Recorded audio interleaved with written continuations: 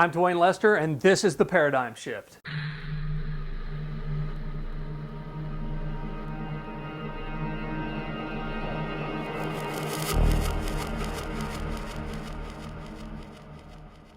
Price controls come in two varieties. There are price ceilings, where the government decrees an upper limit on what an item can be sold for.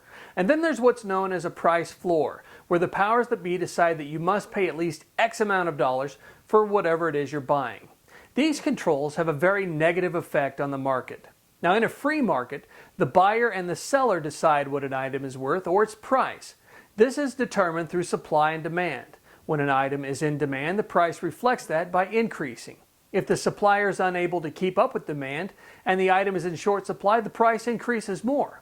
Likewise, when there's no demand, the supply is ample and the price drops. Now, when the government decides to meddle around with this basic law of economics, several negative consequences tend to arrive. The first one is shortages. For example, rent control actually results in fewer available apartments or houses. Builders are less motivated to build apartment buildings that will just be affected by the controls. Another consequence is hoarding. Going back to rent control, studies show that people have held on to apartments they rarely used just because they don't know if they'll be able to find another in the future because there are shortages. Mayor Ed Koch of New York kept his rent-controlled apartment for 12 years while he lived in Gracie Mansion. And speaking of New York, Representative Charlie Rangel had 4 rent-controlled apartments, one of which he was using as an office.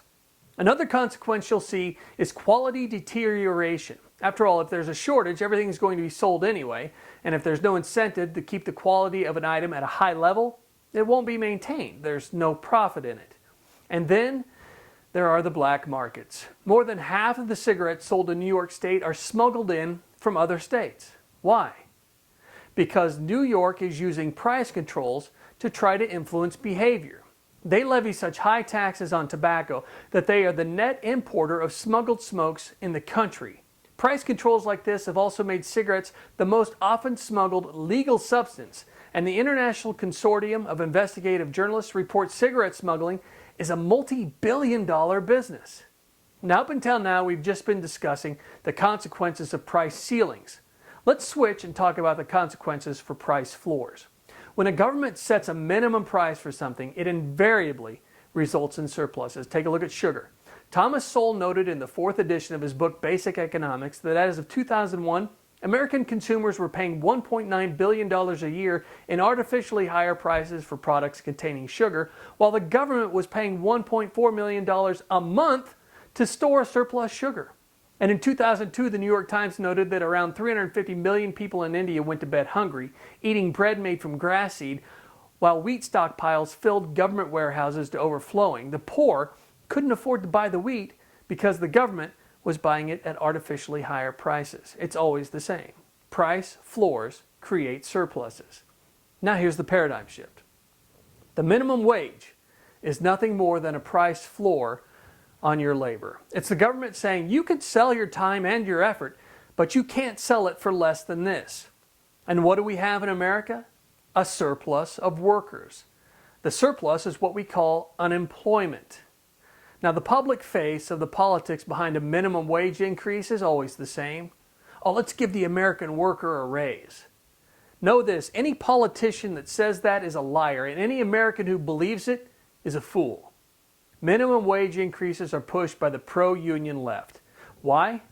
Because unskilled workers can't compete with union workers unless they can work for less. When the minimum wage rises, the unskilled becomes less attractive to employers, resulting in a surplus of unskilled, unemployed Americans. And just like with price ceilings, there's the creation of the black market. Some of these unemployed will work off the books for cash, earning less than minimum wage, but at least earning some money.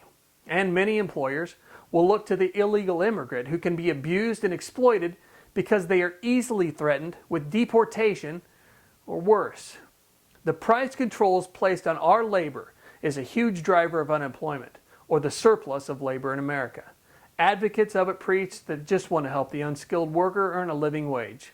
The fact is, raising the price floor on labor will only hurt them and create a greater demand for a black market on labor. That's the paradigm shift. I'm Dwayne Lester. If you enjoyed this video and would like to see more of them in the future, please consider making a donation to the Missouri Torch here. And please subscribe to our new YouTube channel and visit us at themissouritorch.com.